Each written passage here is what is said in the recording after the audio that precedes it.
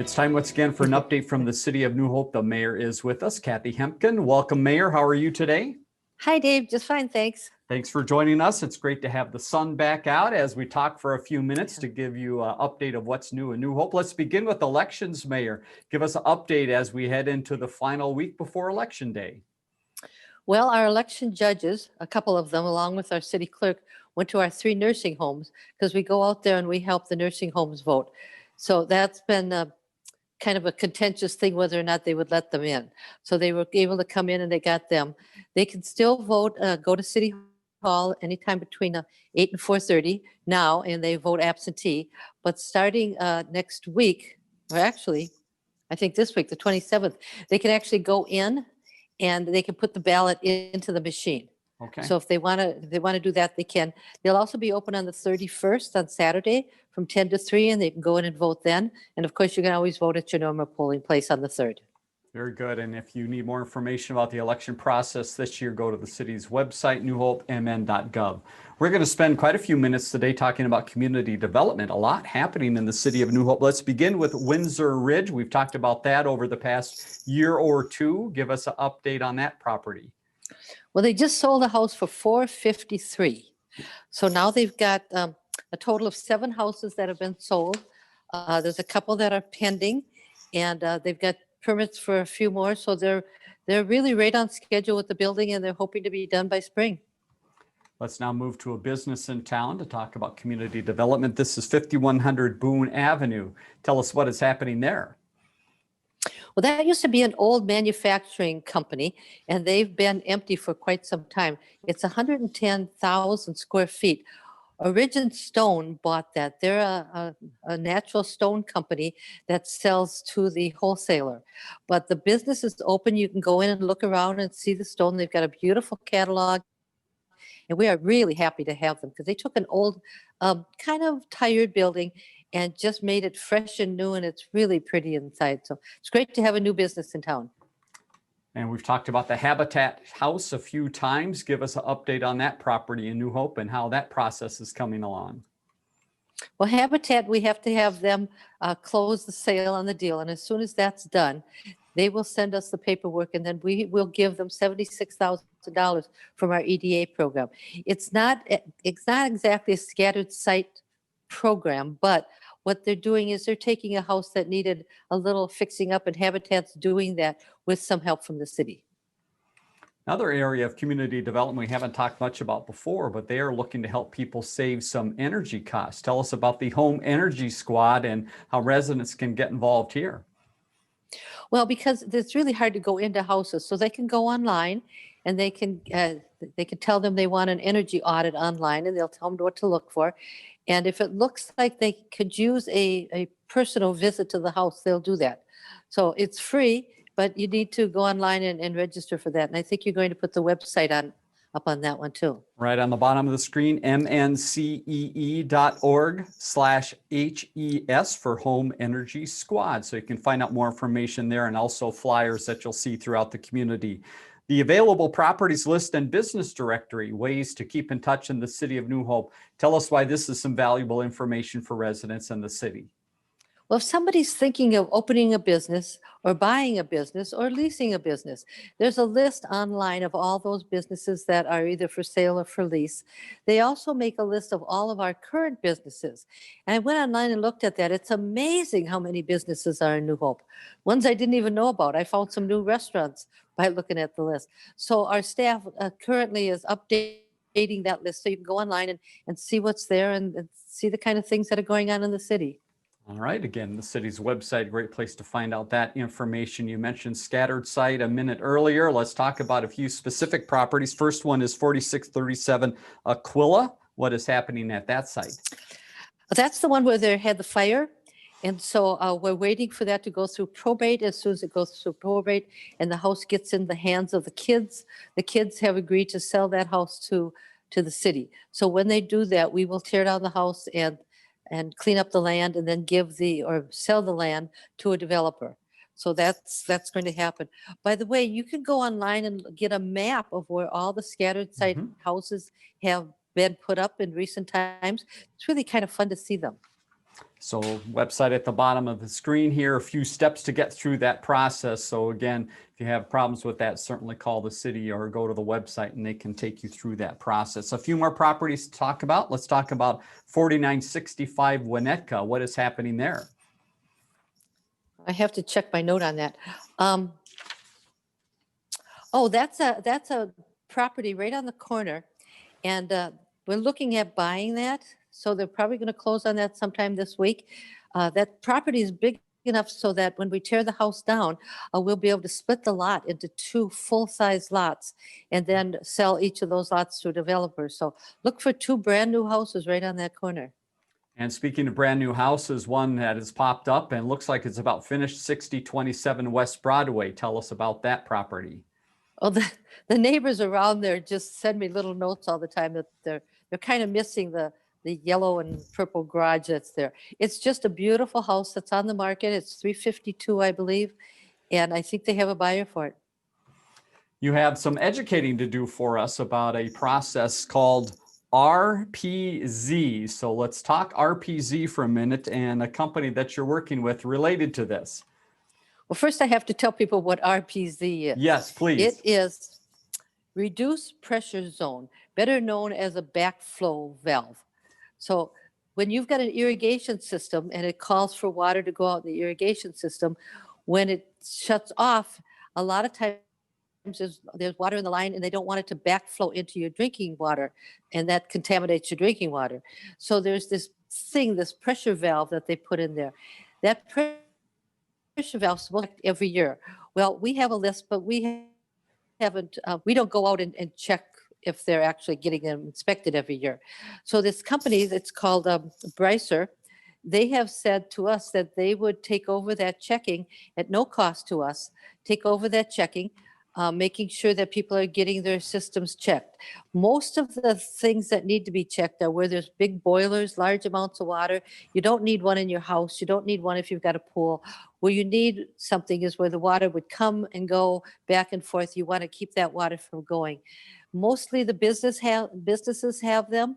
I know all the any place that has a fire system, a sprinkler system, they have to have them. So all of the businesses in New Hope, including the buildings that are in New Hope, have to have one of these systems on, and it has to be checked every year. And it's really for the safety of the business or the residents so that that water doesn't flow back into their drinking water. And my guess would be if residents had questions or business owners had questions, they could certainly go to the city's website or contact community development. Would that be the right department for this question? Yep. Very Jeff good. Sargent would know how to answer that. Excellent. Final note, we want to talk about e-scheduling. Exactly what is e-scheduling and how is that a benefit? Well, some permits that you need for either building or to redo something, you can go online and get that permit.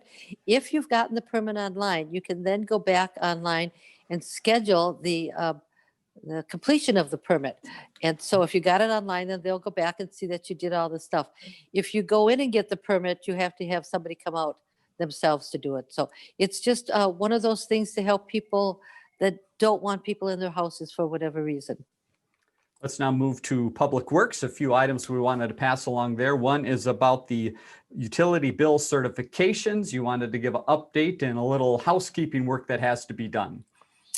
Well, that number is going down, but it isn't down as far as we'd like it to be. Last I heard, it was $231,000, which is a lot. On the 20th of October, anything after that that hasn't been paid, will get a $50 administration fee. And so it behooves you to pay that off if you can. If not, it's going to get certified onto your taxes. And we have to talk snow, believe it or not, here in October. We thought we maybe could hold off for this for a while, but snow emergencies and snow in general, Mayor, give us a few tips and reminders we need to know. Well, something I need to back up just a little bit. In New Hope, we have an ordinance that says you can't park on the street from 2 a.m. to 6 a.m. Mm-hmm. That is enforced 365 days a year. Okay. So don't park overnight on the street because you can't. Now, if it snows, you need to get your car off the street so that the plows can get through. And what they do is they'll issue an emergency a snow emergency. And I asked them, well, how are you going to tell people about that? Well, they can go on to Facebook. they could go onto our website. They could go onto nextdoor.com. WCCO will announce if it's a snow emergency. When that happens, you've got to get that car off the street. Now, there's something else called Code Red, and apparently you can go onto the website in New Hope and sign up for Code Red. You'll get some alert on your phone that says something's happened. So when there's a curfew that's been applied for whatever reason, or this snow emergency, you'll get a little beep on your phone that says something's happening. Pay attention. Apparently, it takes 6 to 9 hours to clear all the snow on a heavy snowfall. We have 9 routes. We bring out all 9 of the trucks to do this plowing, and it gets done in, he said it's usually about 6, but sometimes it goes longer than that.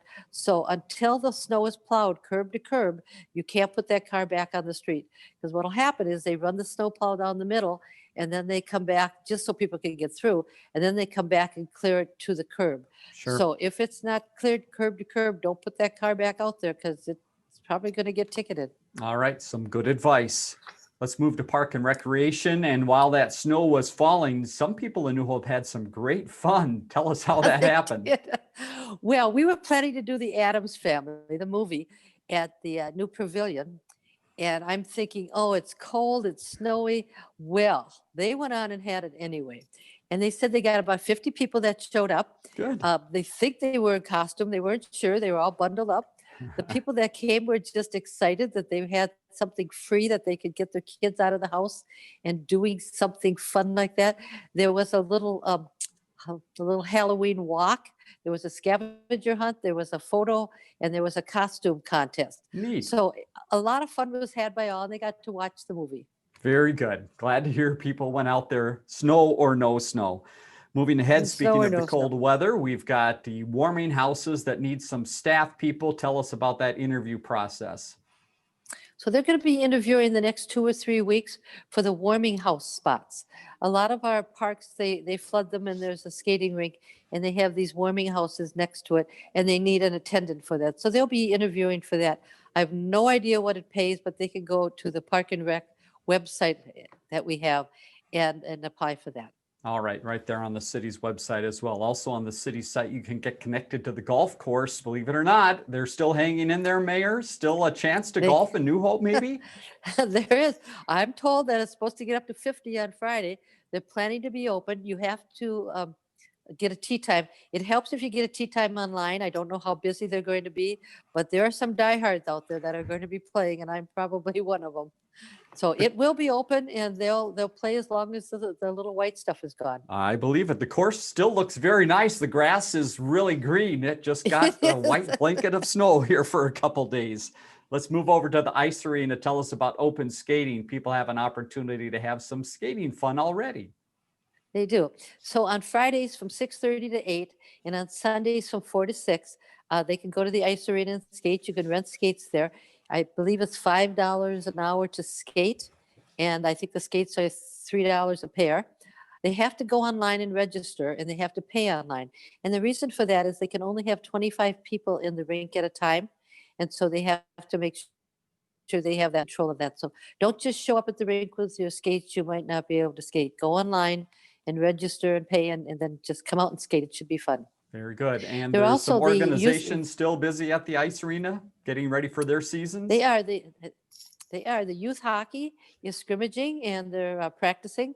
The staff is meeting with the coaches so that they know what the protocol is, and they know how they can, where they can be. Again, 25 people on the ice at a time, and they're kind of controlled. They have to control that. If we don't control those things, the health department could very well shut us down. So we have to keep very good control of those things. Very good. Let's move over to human resources in the city of New Hope, bringing you up to date on what's new in the city. And we have a new police officer to welcome. Tell us who that is. We do. Her name is Lee Larson. She came from Hennepin County Sheriff's Department. She's going to be a great asset to us. We're also recruiting for police officers at the moment, and they have until noon on November 2nd to get that application in. Now, I told you last week I was probably going to tell you who the new police chief was.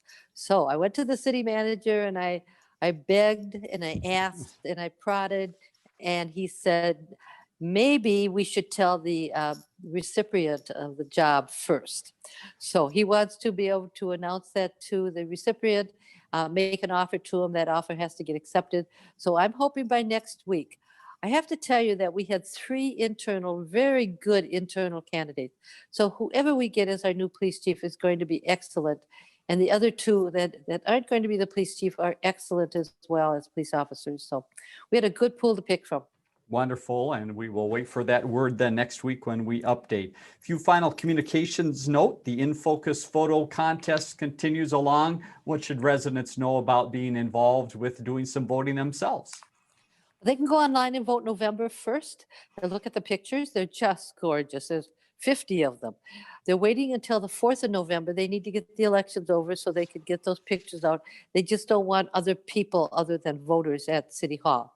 So after the 4th, you can go into City Hall, look at the pictures, and vote for the one that you think is best for the People's Choice Award. Very good. Thanks to all those that participated. Final note, we want to talk a little bit about community conversations that are happening. First, give us a little background of how this came to be, and then who are the partners involved in it? So the police chiefs of Minnetonka, Plymouth, and New Hope got together and they decided that we needed to have a community conversation about policing. And so if you're interested in being part of that, you can call the number that's on your screen. Her name is Beth. She'll get you signed up.